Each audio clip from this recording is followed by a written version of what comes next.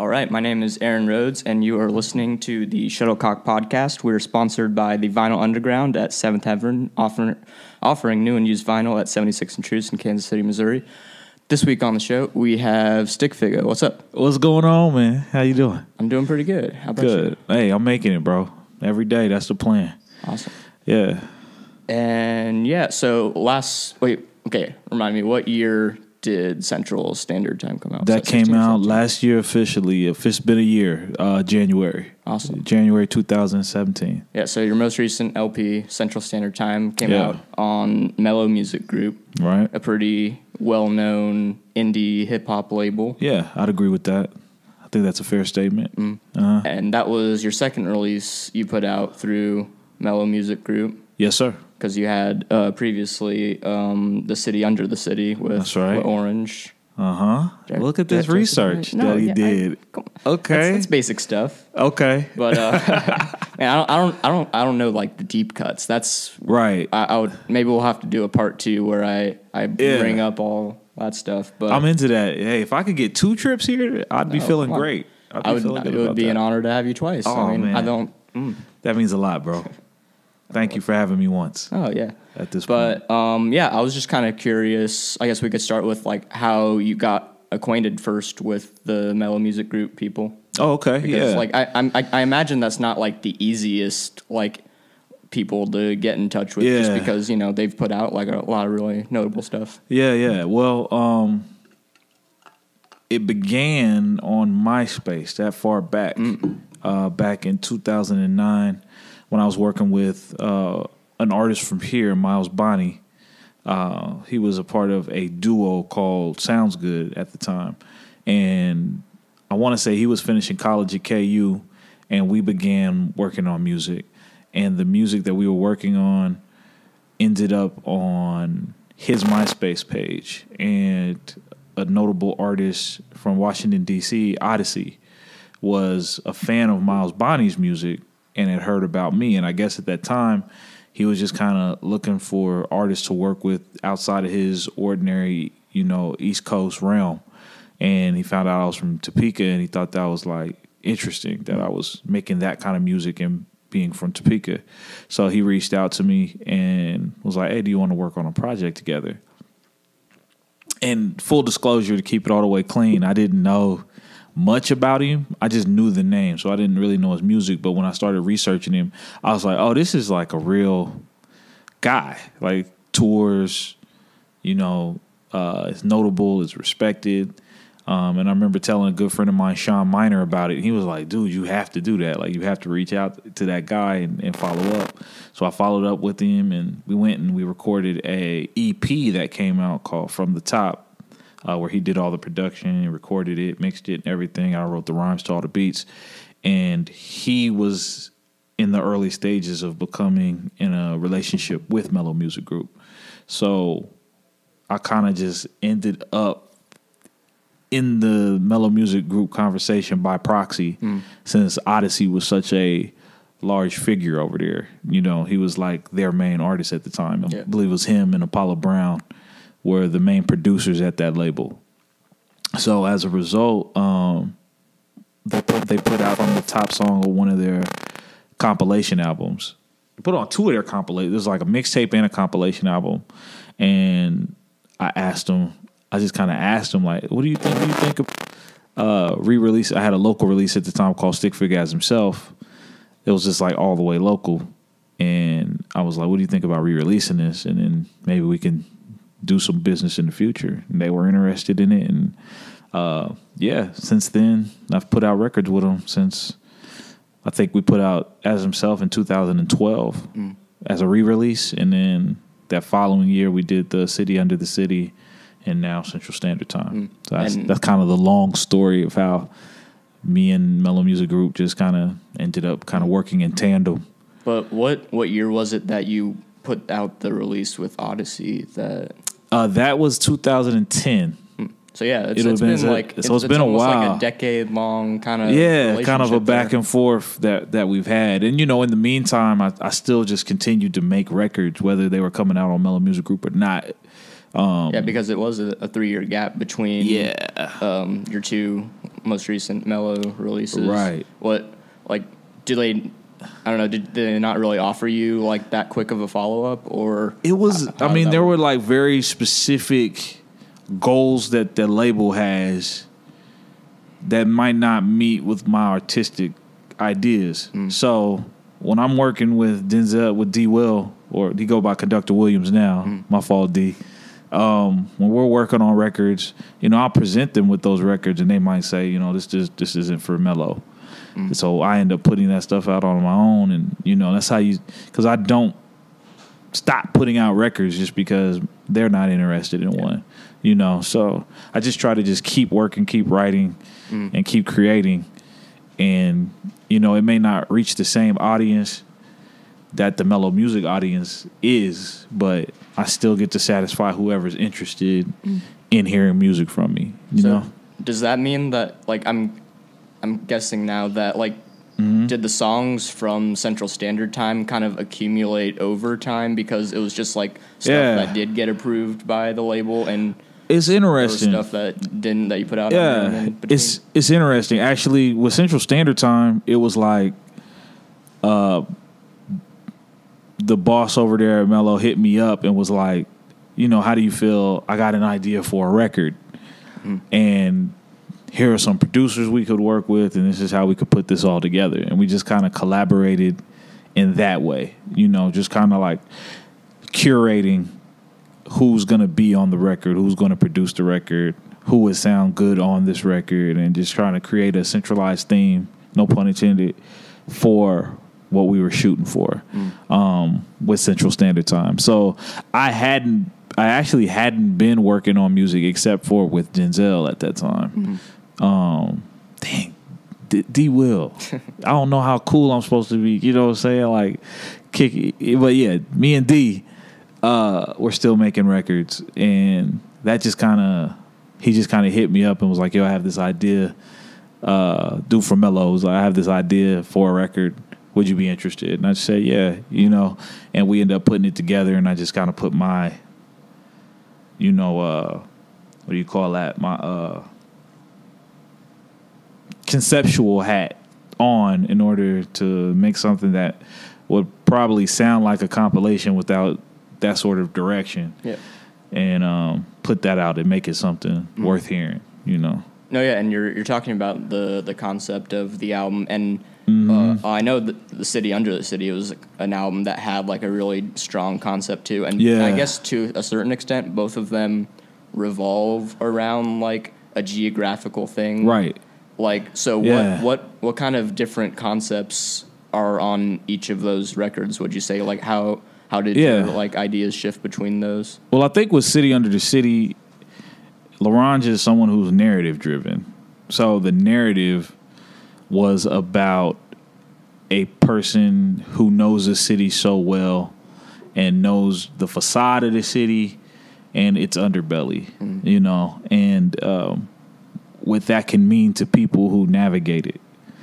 With Central Standard Time, it's more specific for me, where that had like a wide narrative, just kind of like any generic crime novel, I guess you could say. Central Standard Time was more, all right, well, the idea is I'm a guy from this town, and here's some information about this place and how it's affected me personally as a resident and a citizen. Yeah. So it's a little more personal. So it's more of a personal than like narrative driven. Yeah. It's just kind of more, or anecdotal might be a better word. It's more anecdotal from a writer's perspective, and then from a sound perspective, it was just more of, it features more of my actual influences, since they cover kind of a wide. It casts a wide net. Like, as much as I'm into like boom bap, underground hip hop, like Elzai, being in the Midwest with our relationship with the Bay Area music, it still has like a Rappin' Forte feature on it, because both of these things represent this area. So the hodgepodge that is being in Central Standard Time is kind of what I was going for, and how it relates to me directly. So on Under the City though, like, did you kind of feel that you were like crafting a character to an extent? Yeah, because LaRange kind of had the narrative already. He was like, this is the narrative. So you're this character. Mm-hmm. So I was kind of writing from the perspective of like an archetype for the story, whereas Central Standard Time was like literally just me and my stories, and what I like to hear from a hip hop record more than anything. So, and I'm guessing like both of the albums. Well, you had that album, and then you have Central Standard Time, and both of them include work from like these very like, well-known indie hip hop artists like and producers. So like you had like Rhapsody on there. Shout out to Rhapsody with like Black Milk and Elzai. So like, was there like, did you have like any of those connections before you kind of teamed up with Mello? And like, was there any that like really like threw you off? Like, oh, I get to work with this person now. Like, I mean, for me, as Elzai was probably the biggest like surprise, because not only is like Elzai is like one of my favorite rappers from the standpoint of like, technician standpoint, like from like someone I studied, somebody I look at and I'm like, wow, like, like their acumen is one that I respect.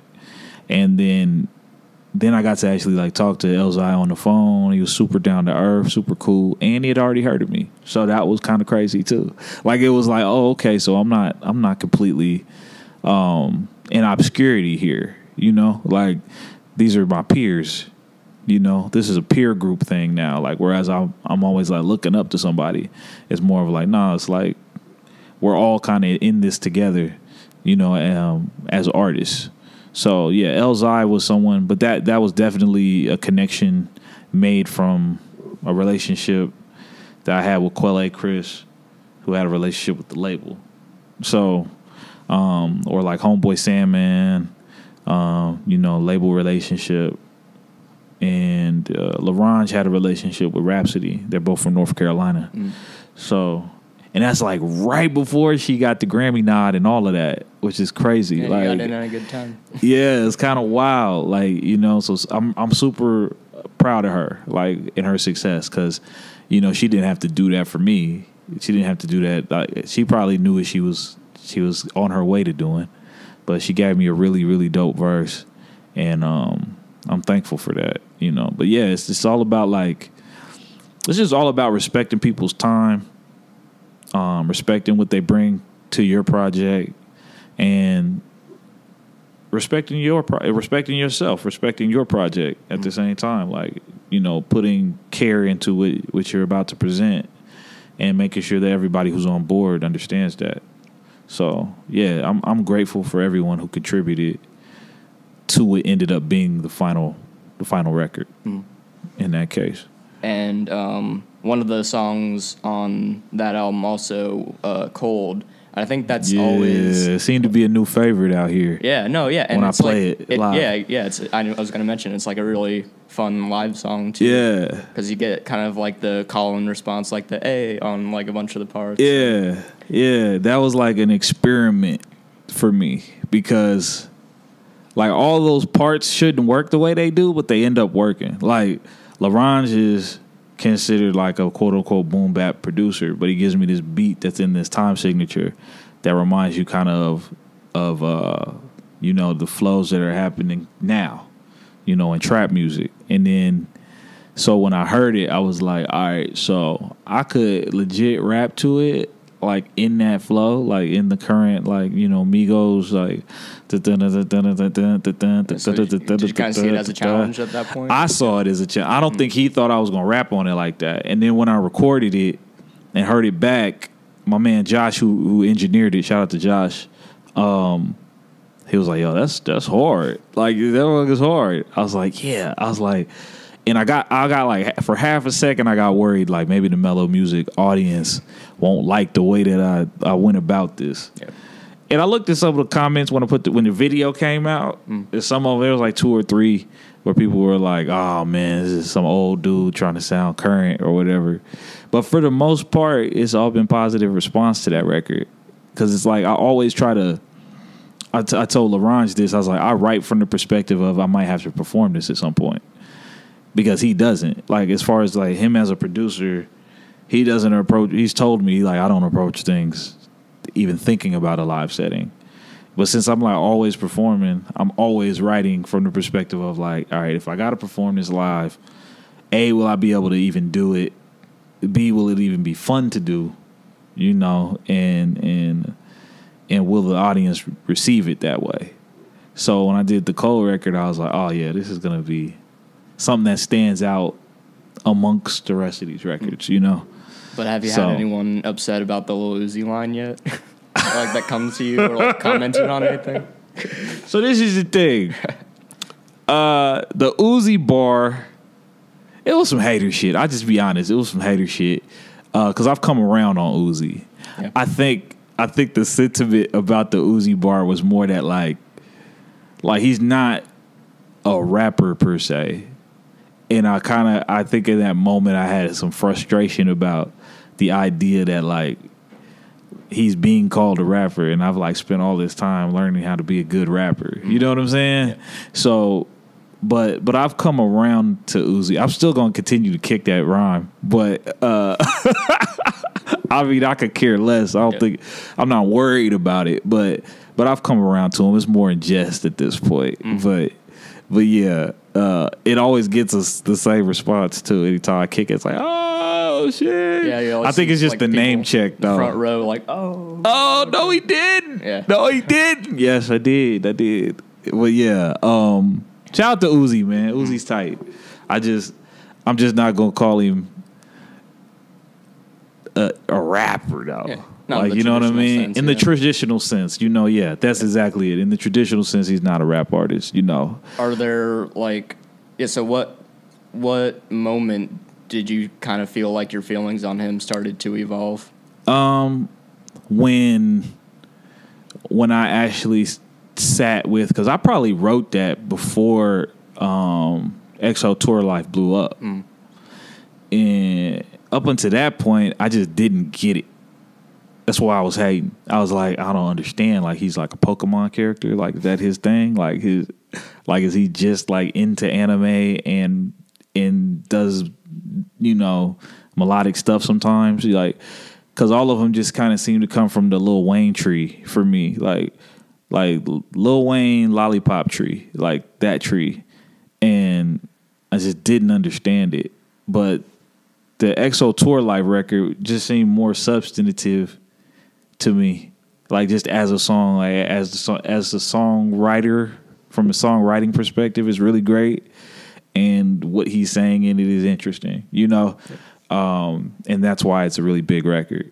So I kind of came around, you know, but it was weird because I don't feel that way about the Migos. Like, even though like I'm a traditional rapper, I like the Migos a lot. Yeah, like I get that. For you to, yeah. I get that. Like, that makes all the sense in the world to me. Migos makes sense. Who else? Pump. I don't really get the Tekashi thing. Sound wise, I get it, but the way he's going about promoting his music, I'm not into. But like a lot of the new stuff, even though, like I said, I come from more of a traditional vein, I don't have an actual problem with any of the music. I think it's dope, most of it. No, yeah, and I think like just meeting like people who are like really like they like, you know, self-proclaimed like hip hop nerds, like people you meet in high school and like right, a lot of them on, like Reddit and stuff, right? Like they always have like, I feel like this like false dichotomy of like what is and isn't hip hop, right? And like as soon as you realize that like there's abstract forms and like pop forms of every art of every genre, like, you're gonna get over it. And I feel like it's always the artists that realize that first. Like, I'm sure like J. Cole has no problem with like Lil Pump or whatever. Right. So like as soon as J. Cole's fans realize that, then then the rest of us can move. Everyone can move on. Yeah. Because I think it's like a thing of, it's a thing of like legacy. Like, people feel like a legacy is being attacked or a tradition is being attacked. Yeah. And some people can't see the evolution of something. But for me, since I'm someone who like really like being mostly down south for a large period of my life, like I know what it was like when down south artists weren't getting the respect of the real hip hop community. Like Project Pat is one of my favorite rappers to ever live. And I remember when Project Pat was first rising to prominence in the early 2000s, how many real hip hop people were like, he's trash. That's trash. That's not hip hop. That's, you know what I mean? It's like, why? Because he got an accent. You know what I mean? Why? Because he got gold teeth. Like that back then, that was the face tattoo. Like, you know what I mean? It was like being from Memphis or Alabama or somewhere like that. Like that was the same as having like a face tattoo or rapping about Xanax or whatever. So that's, I just think people get combative about the likelihood of a tradition just being thrown away. Yeah. You know, and you know everyone's got a right to that opinion too. I think it's just if people can learn to find out where these things converge, where they meet, then everyone would be cool. Yeah. You know, like you said about J. Cole, like I'm not online enough. But when I got online and I found out everyone hated J. Cole, I was confused. I didn't know. Like, not that I think J. Cole is like, I don't think like he's like both sides of that argument confused the shit out of me. Like, you got people like you have to have a certain level of understanding to like J. Like, no, you don't. Yep. It's pretty regular traditional rap music, and on the other end is like J. Cole is so boring. And it's like, is he? Like, I just feel like maybe online is just a place of hyperbole where, like, you just can't really get a feel for what's really happening because J. Cole does stadium tours. So somebody's lying. Like, that's what I think. Like, someone's telling either the journalists are lying or the hype beast online are lying. Somebody's lying because he's doing hella shows. And I'm sure, like, he's quite the millionaire. You know what I'm saying? But I also understand that the Lil Pumps of the world don't want to feel like whatever they're doing has to be diminished because something that harkens back to the past makes it like obsolete, quote unquote, or not respectable. So there's plenty of just fights over elitism, and they don't want to get the when everyone's being elitist. Yeah, like that's like everyone involved is being elitist to a certain extent. So. It's weird. I don't know. So, your most recent EP is called The Local Rapper. Yeah. And go get that. I don't think anyone heard it, but you. Yeah. But that's on your Bandcamp right now. Yeah, it's on my Bandcamp and it's on all ordinary streaming services and stuff. Yeah. But one rapper, like one featured on that I was really like surprised by, like I just didn't know about though, was Straight Jacket. Oh yeah, tell me about him. Straight Jacket. Oh man, well see the thing about Straight Jacket is he's like literally my OG, like in the most direct sense. Like Straight Jacket was in a group in Topeka, one of the first rap groups I don't want to say one of the first. Well, groups is fair to say. Like Devious Minds. He was in a group called Devious Minds. And in like the mid 90s, early 2000s, they were like Wu-Tang-esque. Like up until that point, all of the rap coming from Topeka on a local level was like all definitely like gangster Bay Area influenced rap music. Yeah, like Evil Oak, and you had everybody under him that was making like the street stuff. And Devious Minds was like, they were street, but they were like on some old school hip hop stuff. And Straight Jacket particularly is from my neighborhood. Like him and another dude named Killer the Hun are from my neighborhood. So when their tape went out, they were working on a tape. It was called $1 Million Broke Niggas. And that tape circulated the city. And I got a hold of it, and someone told me, like, Straight is he's from over here, on the west side or central Topeka.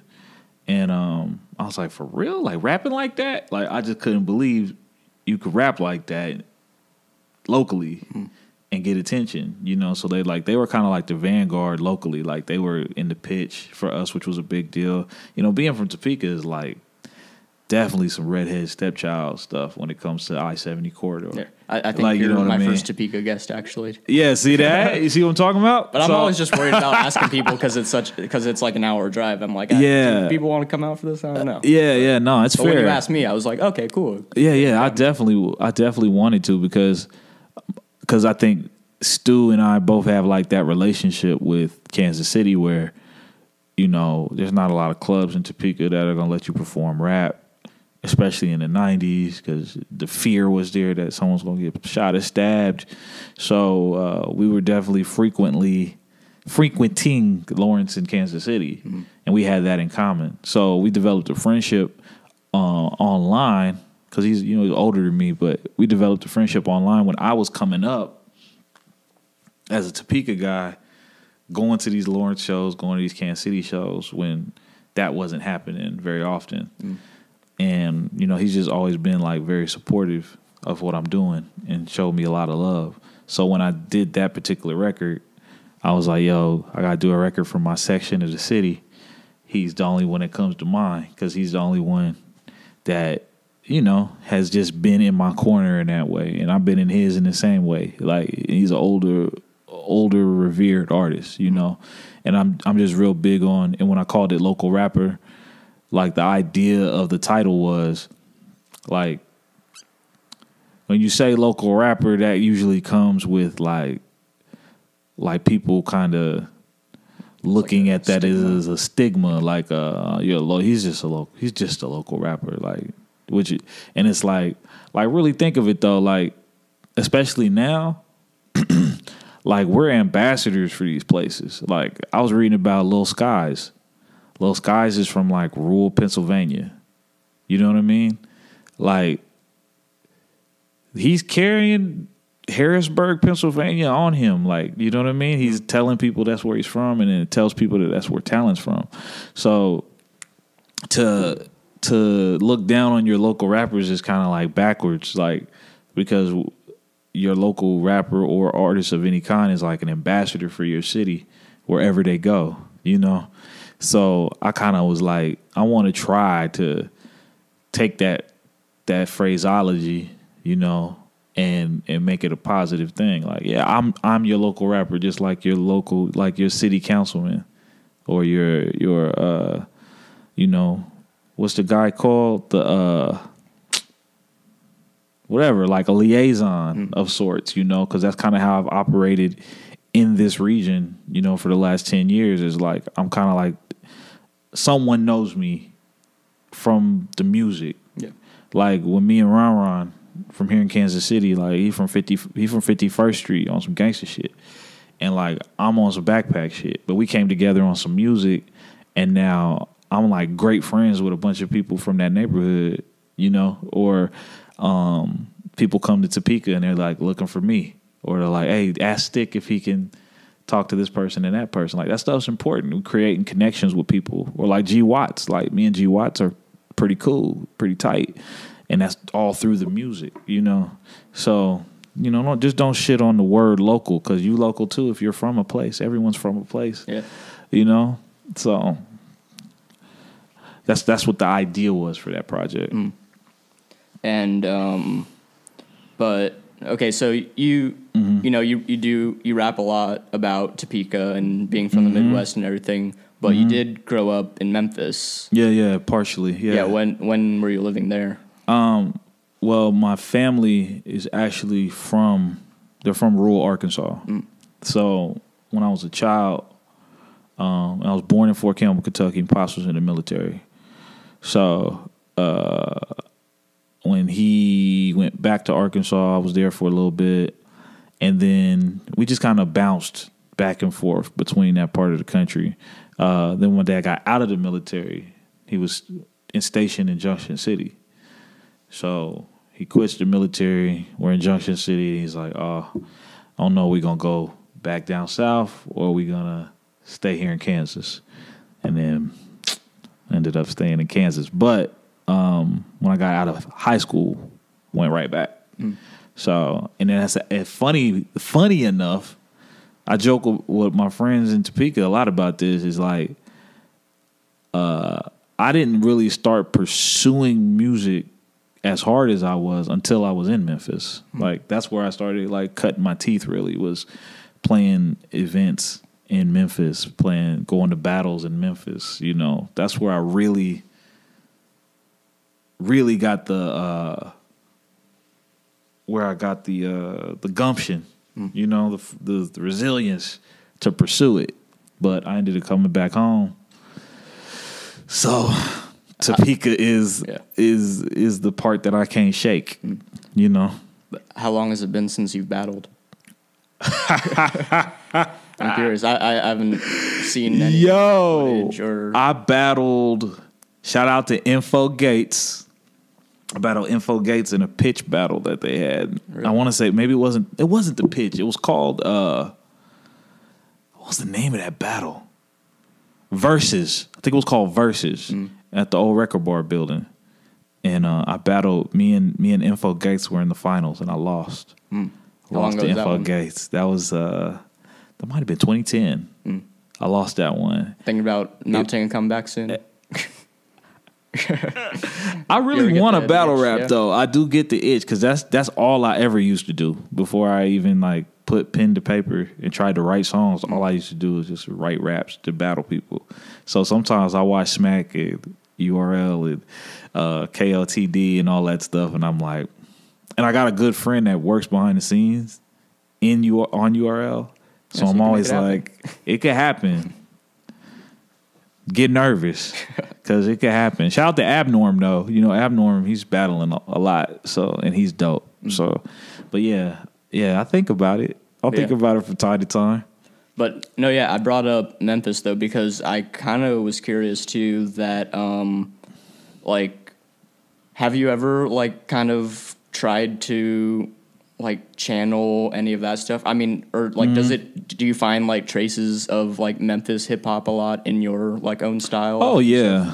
Like anytime you hear me like what they call twisting here or what they call chopping here, we always call twisting down south. So like when tech is like a stamina,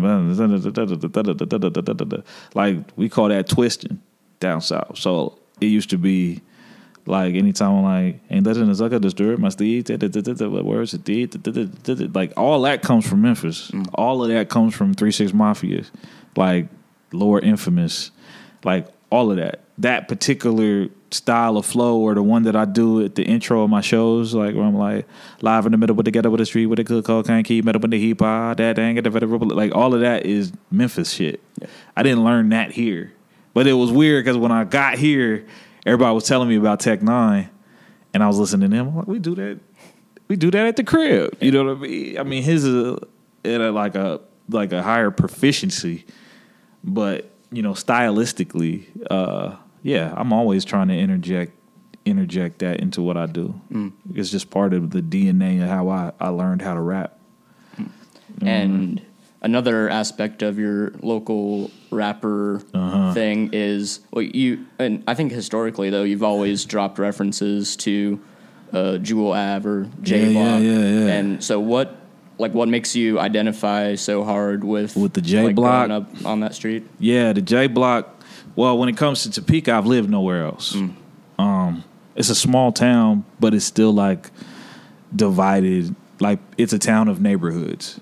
So if you're in Topeka, people know what neighborhoods mean what and where you stay. Like it all comes with all these signifiers.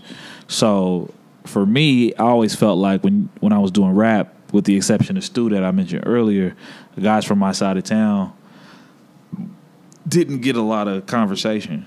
So I was just kind of like, man, Jewel Ave, that's where like I met all my homeboys, like all my friends that are still my friends to the day. Like Martinez Hillard from Ebony Tuss, he from the J Block. Like he was like one of my first friends when I moved to Topeka, and he stayed on 10th and Jewel, you know. And then all my other homies, like, you know, Brian Peters. I mean, you don't know these people. And then, like, I talk about Taiwan, like the song Holding Back Tears. That's about my homeboy Taiwan who was killed. he's from 11th Jewel. You know what I'm saying? So, like, all my close, familial, you know, brother-like relationships and,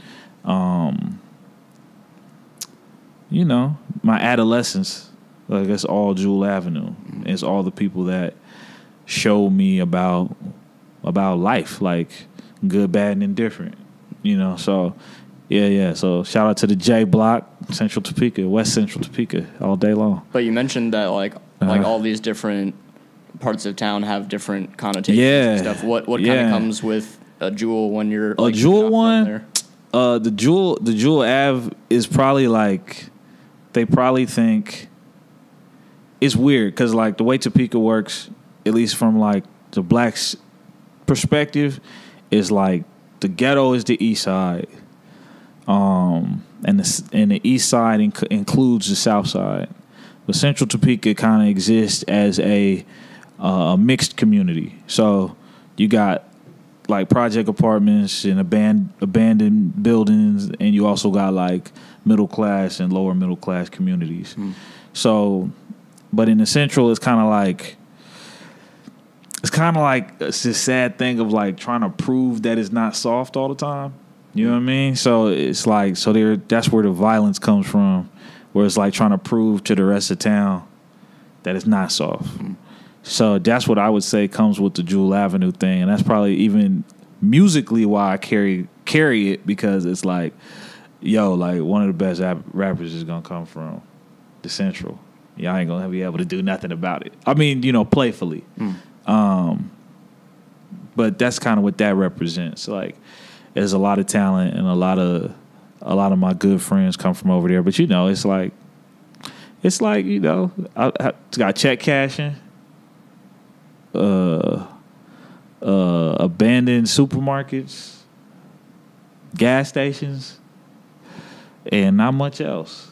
You know, so it's just a civic. I felt it was my civic duty as a rapper to, and also just not to lie, like to try to create an understanding of like exactly just all the way telling the truth.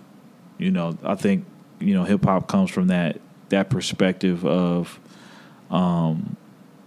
authenticity, and I just didn't want to make nothing up. Like sometimes I don't even have, like that's another thing. Like I always envy rappers like MF Doom, because he has such an imagination, or Delta Funky Homo Sapien. You know, guys like that who like create worlds or whatever. It's like I've never had that much imagination when it comes to my writing. I just always write from a perspective of like, this is like literally what happened. Like this is actually what happened. And already being from a place like Topeka is like, who's gonna tell the story? You know what I mean? Like of my dead homies or my friends that are incarcerated and locked up. Like, who's going to tell the story? No one cares like that but me, because I know these people and I grew up with them, you know. And I care about them, so I'm going to write about them, you know. So that's kind of what that's all about. Yeah. You know, when I put Jewel Ave on things, it's like, yeah, that's me, you know. That's where it all started. And another thing I wanted to ask you about was... Recently, you've been making a lot of YouTube videos. Like, you've been doing like kind of album reviews and like kind of roundups of like stuff you've been listening to. Yeah. And all that. So, and I think just first of all, it's just kind of admirable for you to be doing that, because you know a lot of people as they grow up, they kind of choose to tune out like all this new music and stuff that doesn't fit their kind of traditional sense of the genre. So I think it's just cool in general that you're giving that a shot. But what inspired you to do that in the first place? Man, I listen to a lot of rap. Like I just really love it. I just really love rap music. I really love hip hop music. I love the culture of it all. I always have been obsessive about it, and I didn't even think about sharing my opinion like that until I think I was watching who was it? It might have been Joe Budden, or it might have been Anthony Fantano. But either one of them, I just didn't agree with what they were talking about. Like, from both ends of the spectrum. Like, I didn't agree with Joe Budden just for being so rigid. And sometimes I think Anthony Fantano misses the point of a lot of rap records. You know, like I don't think he comes from a perspective of like, I mean, I could be wrong, but it feels like since he has more of like he kind of has more of he has a rock ear. Yeah. And I think I even tweeted that is like sometimes you can't listen to rap records from the perspective, especially of an old rock critic, you know, a rock critic who like was listening to like Morrissey and Radiohead, and you know what makes a rapper tick is different in a lot of regards, whether it's from his influences or, you know, environment. So I just kind of was like, man, let me take a crack at just sharing my opinion, because that's all anyone's doing online anyway, is either sharing an opinion or trying to sell something. So I was like, well, maybe I could figure out a way that I could sell my opinion, and I'll just start sharing what I think. I just like having fun with it. Like, that's really the main thing, is just that I don't ever want to get like bored with it, because then I just won't do it at all. Like I won't do nothing. Like I won't write a rap. I won't. So it just keeps me inspired and getting feedback from people. And you know, it's cool. Like I was out somewhere at the grocery store. Someone was like, "Stik, I seen your little video, man. It's John funny." I was like, "Yeah, you fuck with it?" Like yeah, it was cool. So that's what I do it for. Just to engage people and, you know, just have fun. Just enjoy this shit. Like not let it bog us down so much to where it's like a chore. Like it's becoming so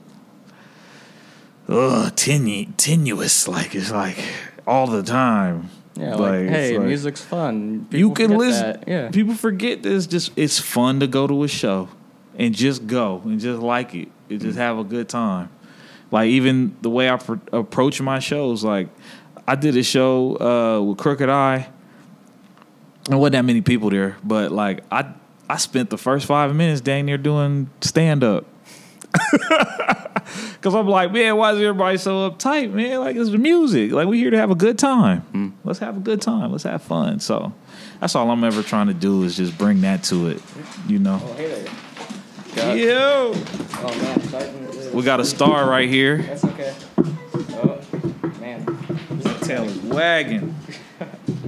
No, you're good. Oh boy. Yo, that was cool though. Keep that in. No, yeah, for sure.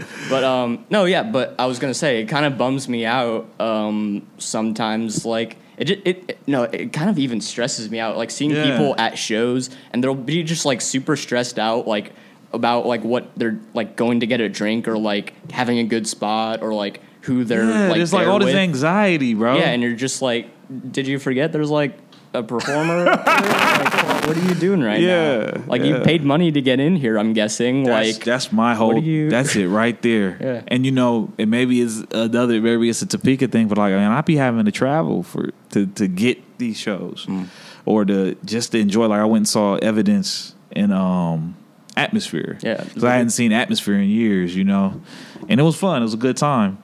But I was thinking like, man, like.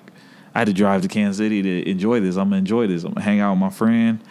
We're going to drink. You're going to sing along. Like, what the fuck? Like, what else is there? What else are we supposed to be doing? Yeah. So I don't need the anxiety to come with that, you know? So that's all. But yeah, so what are you working on right now? Like, what should people be looking out for? Look out, me and Miles Bonnie, as I mentioned earlier.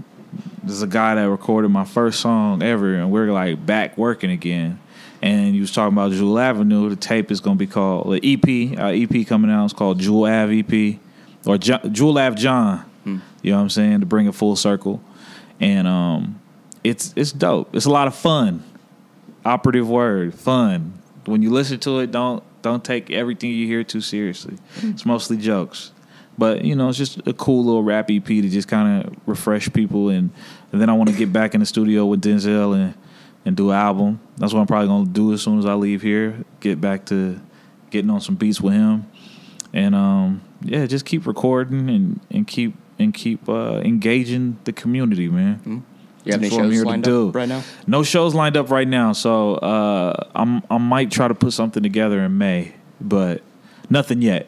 Cool. Nothing yet. But Oh yeah, and for sure. You know, I know you have to get to your studio session. So I mean, I'm like I said earlier, it'd be great to have a part 2 with you. I'm with it. That'll be fun. You just let me know, and yeah. I'm up here. We'll do it again. Maybe when the EP or the album's coming out or something, That sounds like a plan. Yeah. That sounds like a plan. But people can follow at Shuttlecock Mag on Facebook, Twitter, and Instagram. Mm-hmm. You can visit shuttlecockmusic.com. That's where all of the articles are. And we just updated the mobile version of the site, so that looks a little better now, too. If you ever had a problem with that, check it out now. There's also the web store. That's shuttlecockmag.bigcartel.com. That has T-shirts, photozines, and buttons. And there are a couple Shuttlecock Presents shows happening at the Come and Go in May. They're not like all the way announced yet, but you can check the Facebook for details on those. Where can people find you online and everything? Yeah, Stik Figa, STIK_FIGA on Twitter, STIK_FIGA on Instagram. And that's it. That's really it. And I got the YouTube channel. Just search Stik Figa. I'm on there somewhere. You can find me. And you're on Bandcamp. And Bandcamp, STIK_FIGA785.bandcamp.com, and on all your streaming services. Again, STIK_FIGA. Awesome. That's me. Well, I appreciate you being on the show today. Yeah, man. Thank you for having me, bro. And I appreciate it. And y'all continue to support Shuttlecock, man. You guys support your local journalists. He's actually doing journalistic work, asking questions that actually pertain to the artist, not some bull, So support him. That's what we're about. Listen to Stik Figa. Yeah, man. Support this guy. All right, y'all. Yeah, be cool. Yep. Peace.